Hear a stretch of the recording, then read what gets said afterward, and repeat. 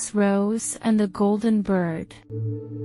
Many, many years ago, in a kingdom far, far away, lived a beautiful princess.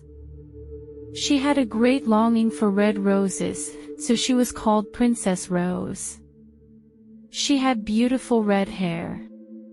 Every evening, Princess Rose went out on the balcony and clapped her hands. As she clapped, a golden bird came flying out of nowhere and alighted on her shoulder. Instantly, the princess's hair began to shine with red light. When the bird started to chirp an enchanting tune, Princess Rose joined her, and everyone in the kingdom fell asleep and had sweet dreams. Many years passed like this. Every evening, Princess Rose and the little golden bird sang a lovely lullaby so that all people fell asleep and had sweet dreams until early morning. One day, something terrible happened. A wicked witch got to know about Princess Rose and decided to cast a bad spell on her. Abracadabra, simsalabim, may the rose's color dim, the witch said. As the witch cursed Princess Rose, her hair turned black.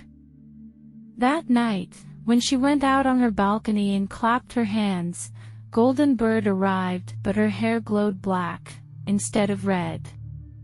The bird tweeted its enchanting melody, and Princess Rose sang her lullaby. Like always, everyone in the kingdom fell asleep, but that night, they only had bad dreams and nightmares. On that particular day, the princess became sad, and asked the bird, "Dear Golden Bird, how can I make my people's dreams sweet again?" "Apply rose water to your black hair," the bird chirped. As instructed by the golden bird, she filled up the big bowl with water and sprinkled some rose petals. When she dipped her hair into the rose water, her hair turned red again. The next evening, when the bird sat on her shoulder, the red color of her hair lit up the night sky, and people had sweet dreams all through that night. When the wicked witch got to know that her spell had been broken, she became very angry and planned to cast it again. Abracadabra, simsalabim, may the rose's color dim, the witch said. As soon as she said the magic words, the princess's hair turned black again. This time, the witch stole all of the rose blooms in the entire kingdom. "Let's see how you can break my curse this time," she said with an evil smile on her face. The princess had no option but to ask from the golden bird. The golden bird again said, "Black hair in the rose water." But this time, she didn't have any of the roses. Princess Rose began to cry, and as she cries, the tears started to fall down. At that time, a handsome prince was passing by the balcony of the princess. He took out a little box and a single red hair from within it. He bent on his knees and kept the red hair on the drop of her tear. Suddenly, the tear and the hair together became a red rose. The prince took the rose and gave it to the princess. As she saw the rose, she immediately went to the bathtub and put the rose petals into it. Then, she dipped in her hair, and finally, the magic spell was broken. Everyone was in great shock.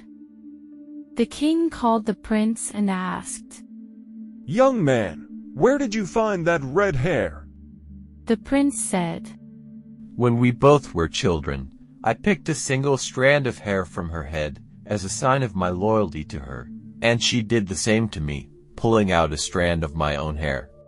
"It's true, father," the princess confirmed and took out a little box.